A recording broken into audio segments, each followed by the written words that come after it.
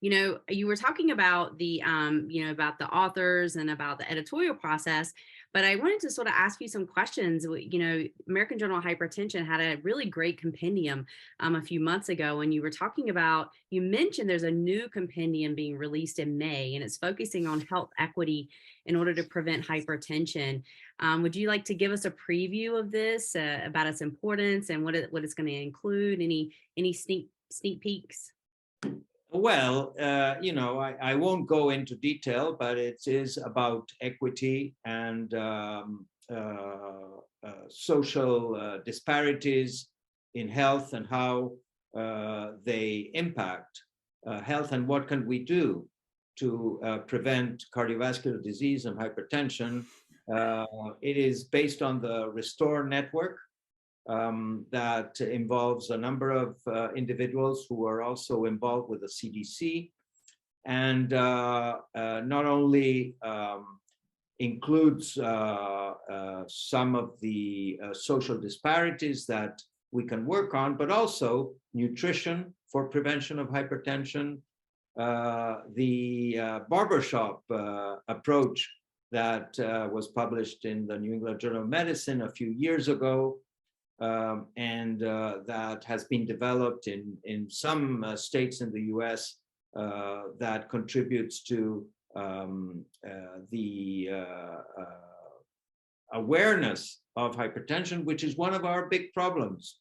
The fact that so many people are unaware, and that their blood pressure is not controlled. And so all our approaches in this Restore network, they're destined to improve awareness and control of hypertension, as well as prevention of cardiovascular disease through approaches that affect social disparities.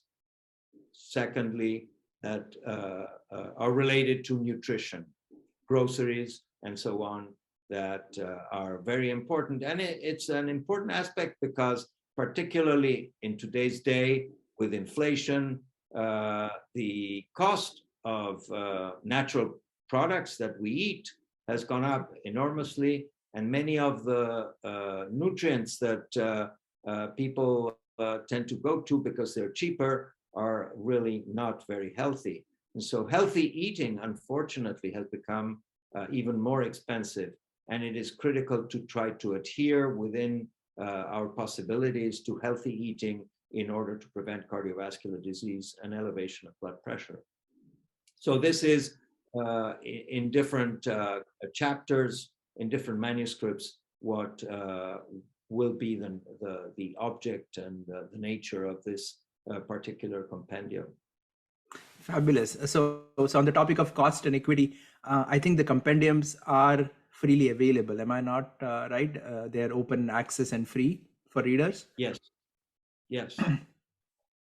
So did you have any thoughts about the whole open access movement? As an editor, as a reader, as a scientist, how would you comment?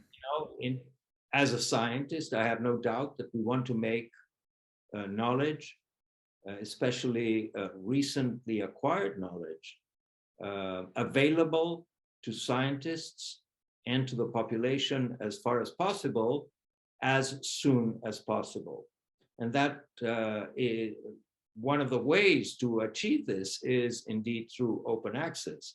On the other hand, scientific journals need to survive, and they do so through subscriptions, through publicity, and so on. So there has been this movement for open access whereby different institutions, including the scientists' own institutions, support the open access and pay for it. Open access today is quite expensive. So not every scientist has enough funding to pay for open access, although of course there's no doubt that if you provide open access to your manuscript, it will be read by far more people, and it will acquire greater impact, more diffusion. It will be probably the source of greater number of citations, all things that we're looking for. But again, today. It's still expensive.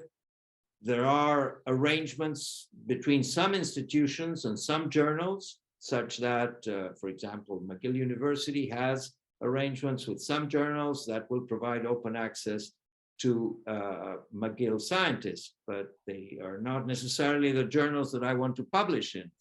So if I want to publish in some other journal, I may have to pay $3,000–4,000 for open access, and that is very expensive for me and for many other people. So we hope that the movement for open access will find a way to support open access without putting the onus, the financial onus of open access on the scientists.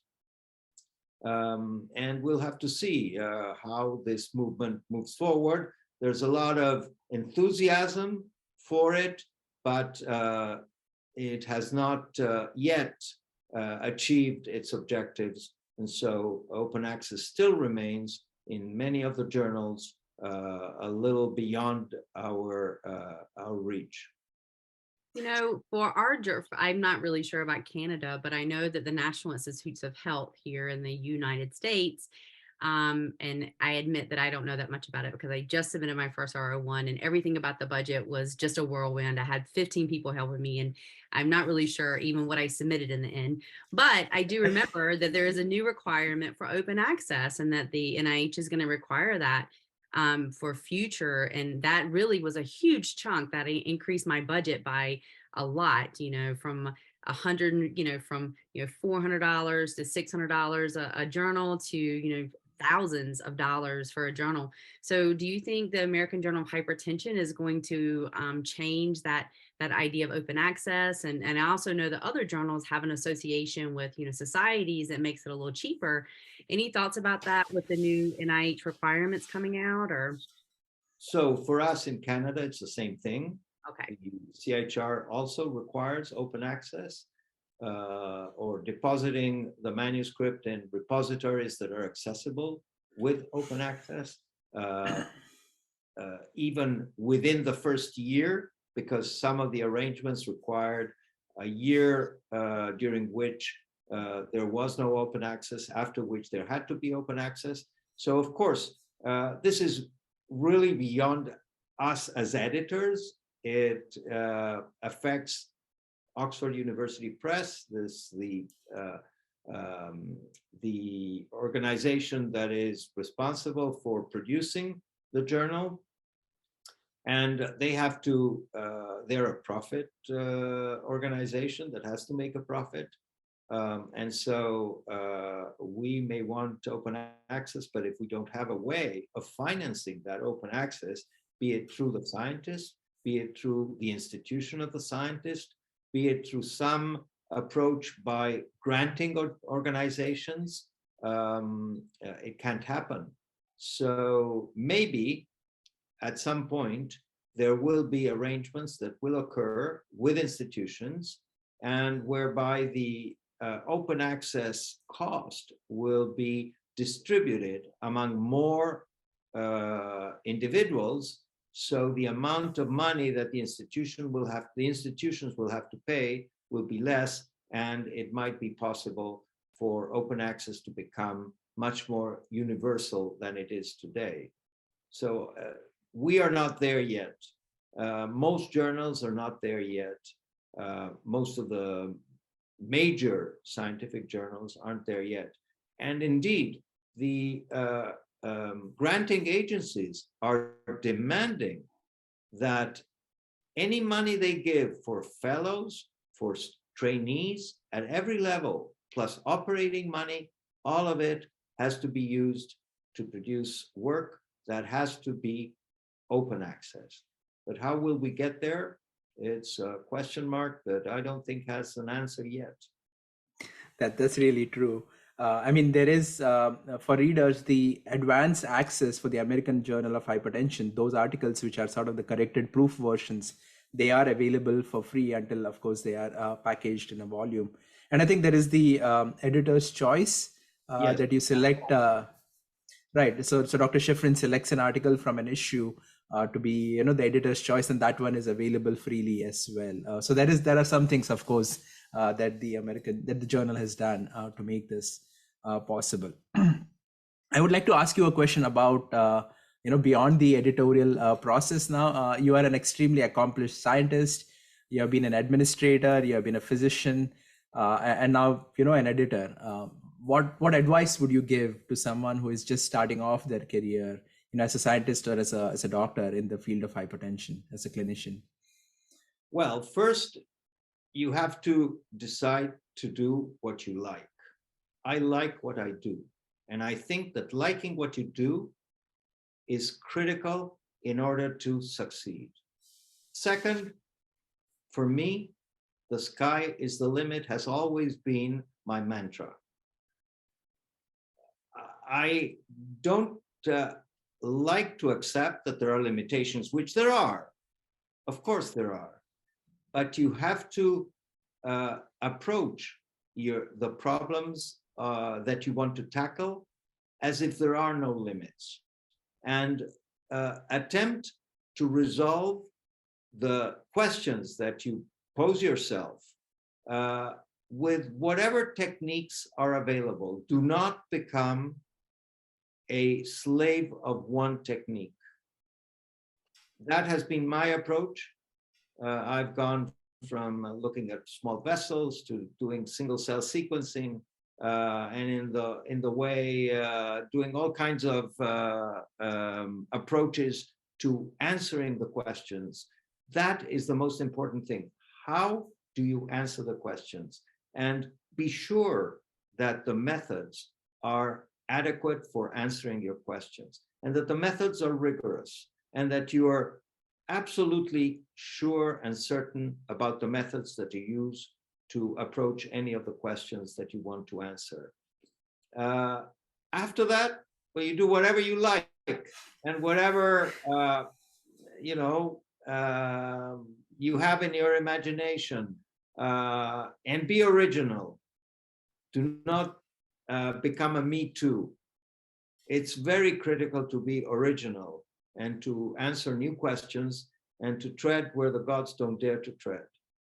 Wow. Well, you heard it here, folks. That was a pep talk from Dr. Schiffrin, the Be All You Can Be pep talk. So I think now that we've covered the softer side of Dr. Schiffrin, do you have anything new and exciting? Anything else you want to mention about the journal, about anything upcoming before we close out? Anything exciting you're very excited about? Or well, we're always excited about new science and the best science that we can get. It's always a struggle to try to get the best science possible to come to the journal. And we don't choose the science that comes to the journal. We are interested, as I mentioned earlier, in science from basic to clinical to epi, population, health services research. We're interested in the best science across all those fields. And if we can, science that will change practice, that will improve outcomes. Beyond that, we're actually waiting for the authors to come to us. We can, and I do occasionally, and sometimes relatively frequently, less during the pandemic, but now that we've started going to meetings, approach colleagues. I would like you to write a review for us on some burning subject, some high profile subject, something that has great importance at the time, new development, new drugs, new mechanisms. But apart from those interventions, attempting to solicit in-depth reviews on subjects of interest, we have to play a relatively passive role, waiting for manuscripts to come to us, and hopefully the best science possible. Because anyway, our reviewers will dissect the science that we get, and they will be very tough, and rightly so, because we want to produce as good a journal with rigor and science that will resist the passage of time, hopefully. And that is how we look at this. I have excellent associate editors who are very collaborative, who are very dedicated and passionate, and who have their own very rigorous research that they carry out. And of course, they want to be involved, like I want, in a scientific journal that produces the best science possible. And that is our objective. That is our goal every day, trying to make the journal better if possible, and hopefully reaching as many readers as we can, and having an impact that will improve knowledge and will advance science and will improve outcomes. Wow. Fabulous. Sounds like Dr. Schiffrin would like you to submit more papers. It sounds like he wants to sleep less. So if you have a paper to submit, maybe now is your chance. Would you say that you would support, if there's an early career researcher out there who has an idea for an editorial or for a review, that they reach out to you and see if you're interested in their pitch, maybe? Yes, I think that it's very important to support and encourage early career investigators. I mean, it's our future. We need new blood. We need new ideas. We need new mindsets in order to advance. It's the only way. So absolutely, early career investigators, welcome. So I hope you're listening and fire off an email to Dr. Schiffrin tonight. Thank you again. It's been a pleasure having you. We had a great conversation, and thanks for spending your evening chatting with us about the journal and other things, hypertension. My pleasure. Thank you, Brandy, and thank you, Swap. Thank you so much. It's also very late on the East Coast, so he's doing this interview late in the afternoon. So thank you so much. My pleasure. Thank you. Thank you, guys.